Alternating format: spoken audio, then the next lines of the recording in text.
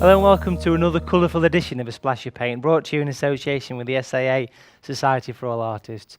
Let's take a closer look at some of the creative tips, tricks and techniques coming up on today's programme.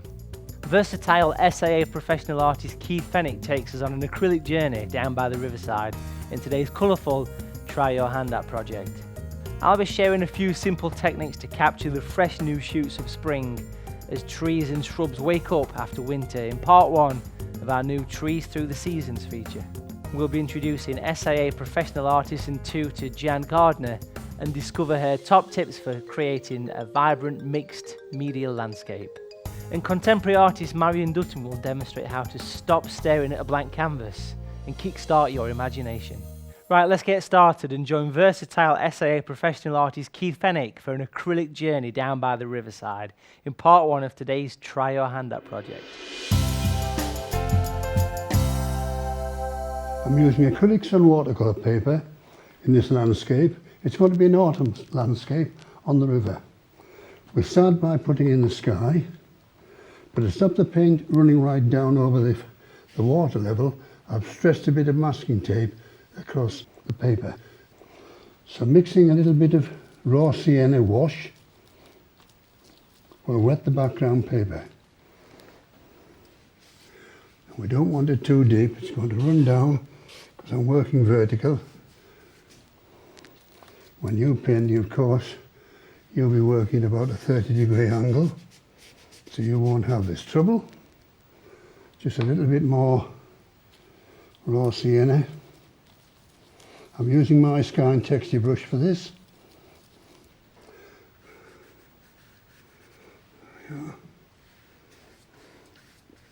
So I'm just wetting the paper.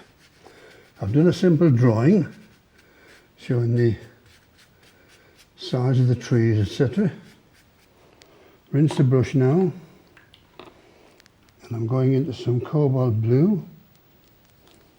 It's a good idea if you have a bit of watercolour paper alongside where you can test the depth of colour. I never do that now because I've been painting 40 years. But we're going to put a bit of sky in, and I'm just going to wiggle, look. Just have a good wiggle like that. And we'll turn the brush sideways and blend the colours in. Bit of colour on the other side. Anybody can paint, it's not brain surgery. If you want to do it, you can do it. It's just a matter of practice makes perfect. Bit more blue in there. Bit across the top. I've always got tissue in my hand.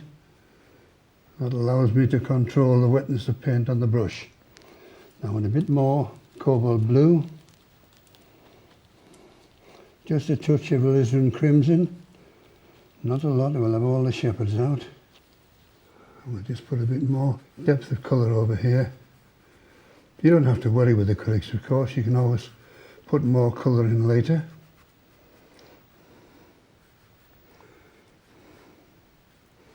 And again, I'm just using the side of the brush, just blending colour in like that.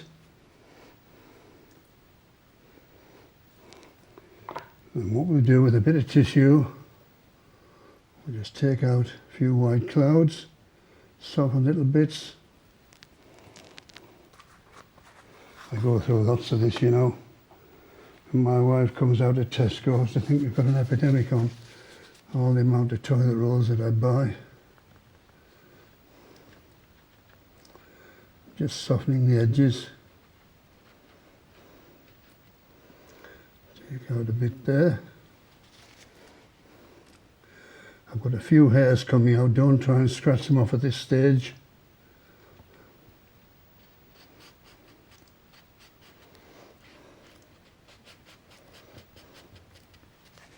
There's a few hairs on here. I'll wipe these off once the paint is dry.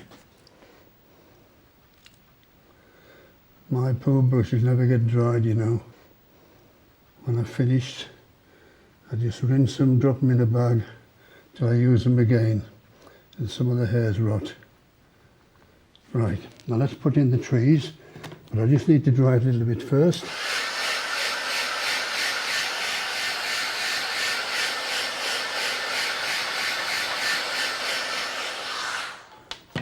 Now I'm switching to the large stippler, and I'm going to put some trees in. I want some Payne's Grey and a bit of Hooker's Green Deep. I'm going to stipple the shape of the trees in. Just pretend we're up in Scotland and we're killing a few midges. I love Scotland, I go up quite regular to paint, but they can be a nuisance. So I'm just stippling, I'm just roughing the shape out. I'll finish it up in a moment.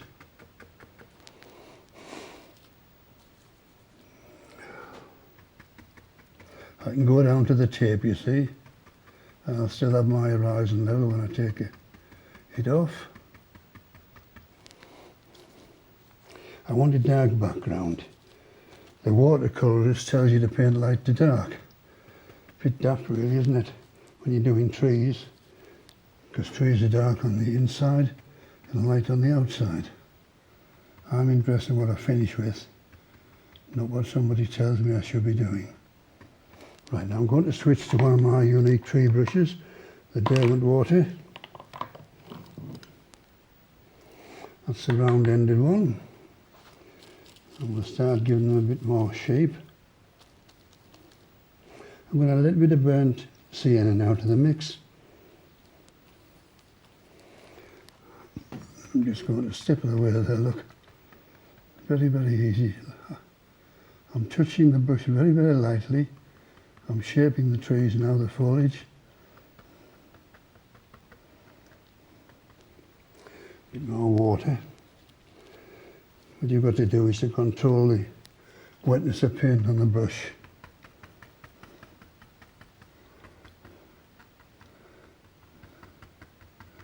But all we're doing is stippling. Now anybody can stipple. We all did that when we were at school at 5 to 7 year old. I'm going to use the Wonder knife now. I'm going to scratch in a bit of tree structure.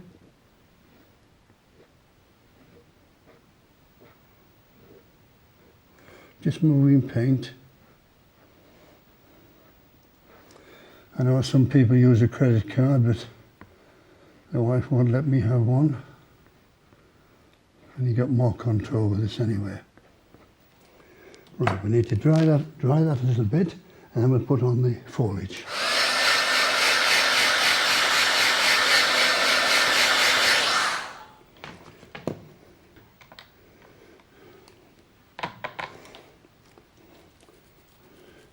Right, we'll start with a bit of yellow orange azo acrylic. It's a lovely colour.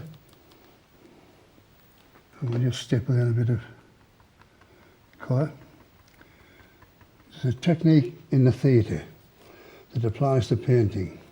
Design the set, arrange the elements, and then light it. All I'm doing at the moment is arranging the elements.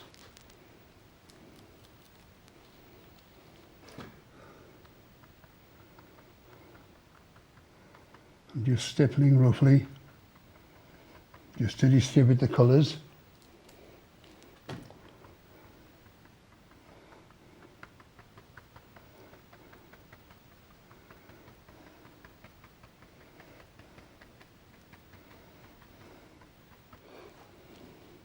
bit more white, a bit of cadmium orange, just touching lightly. Going into a little bit of green.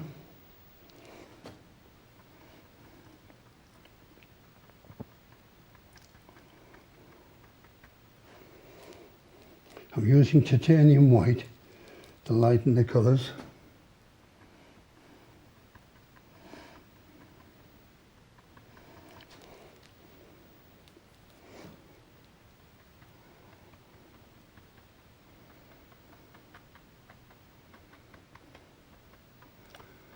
We'll take the tape off now. Won't tear the paper, wouldn't dare. I'm going to bring one of the trees further down. So I'll use a little bit of a paper mask. Payne's grey, dark green. I'll come down here a bit.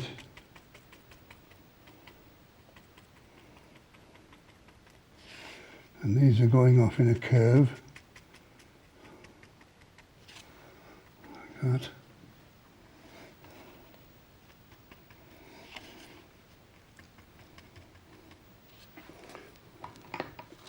I'm switching to the sky and texture brush now, and we want to rough out the land area.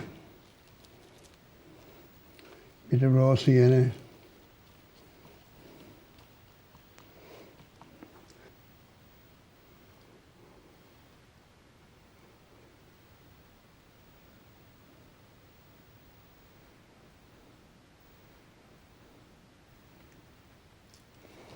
Then we'll have a bit of green, a bit of white,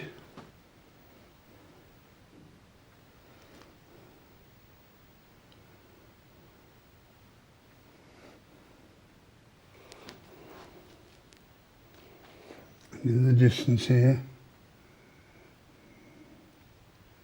got a bit of bank.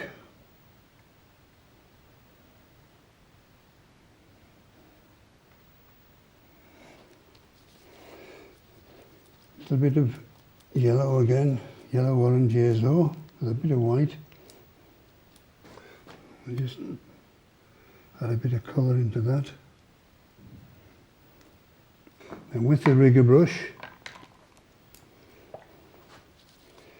bit of Payne's grey, bit of burnt sienna. I want to just a bit more Payne's grey. Just give a bit of definition to the edge of the bank.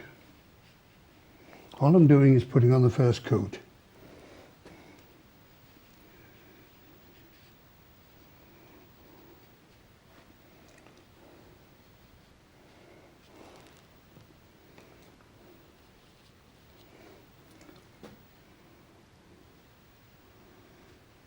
I'm not drawing continuous lines. I'm doing a dot dash. Somebody will get the message.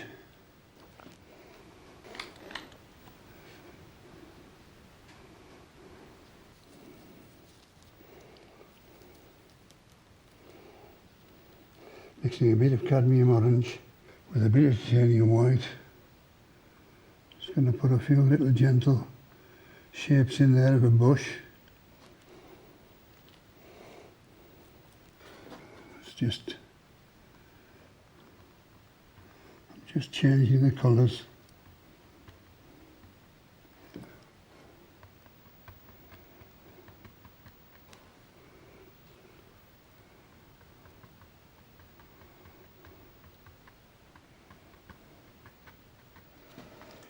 Two bits in here. I'll take some of that colour down there. We're about halfway through the painting now. Join me later in the programme and we'll continue. Great composition there and some lovely use of colours. We look forward to seeing the river later on in today's programme. Thanks, Keith. Well, folks, it's time for us to take a short break now, but join us in part 2, and I'll be capturing the fresh new shoots of spring in part 1 of our new Trees Through the Seasons feature.